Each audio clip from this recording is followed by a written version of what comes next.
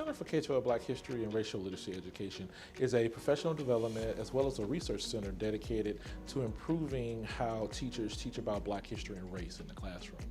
So the problem has never been Black history per se, it is what kind of Black history is being taught in our schools, right? So if it's a Black history that focuses on Black heroes or Black people who have adopted some of the principles that we deemed American, right, then that type of Black history is okay, right?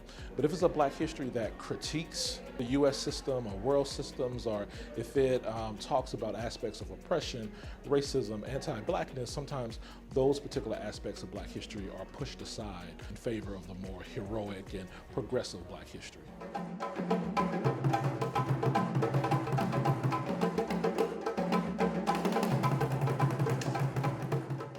When we first started doing the conference, it was always in a local high school. As it came here to UB, we did our first year here at UB in a local high school, but the last 2 years have been on campus. It has, every year we keep expanding and keep growing. We bring new people come in, a lot of same people kind of keep on going, coming back to it. In a lot of ways, just become a big family.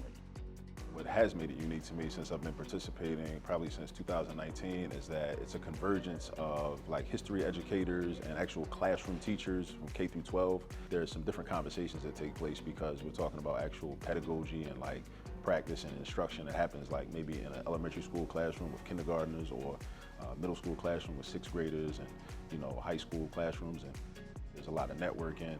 People are sharing resources, people are sharing ideas, from their presentations, and a lot of the presentations are pretty unique. I've learned a lot, in the multiple years that I've attended this conference, and also even being able to present, and also the feedback that I've received and the questions that the audience members have asked me.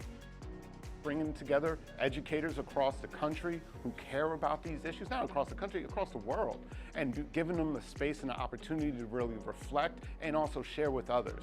And that, number one, has been very helpful for me as a director of social studies education in Philadelphia, by being able to offer this opportunity to educators there, but also the 8 Black historical consciousness principles. It shifts the way people even think about how they're planning, and like Lagares says, to teach Black history, not simply the subject, but through the Black lens.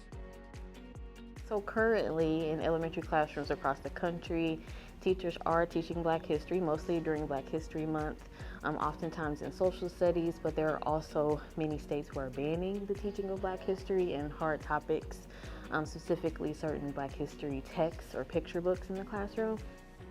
It's one of the really easiest ways, I think, for teachers, for students to access Black history is through literature and through stories, especially stories that are designed for children, because a lot of times the information, it's so vast and there's so much that hasn't been traditionally included in the curriculum, and that's nationwide.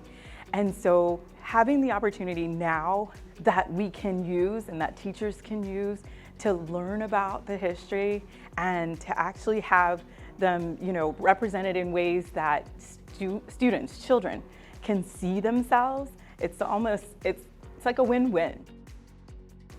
Over the years, the center has really cultivated this phenomenal Teach Black History Conference. That's how I was recruited to become a doctoral student and then a graduate fellow.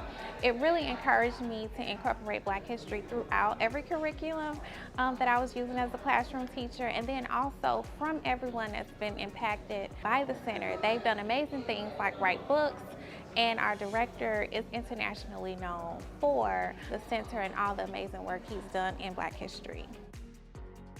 For me, I see the center in helping educate society, educate teachers to notice that, hey, history that is contentious is a proper history, one that helps us understanding that our histories are not the same, and that if we have an honest conversation about history, that things may get better.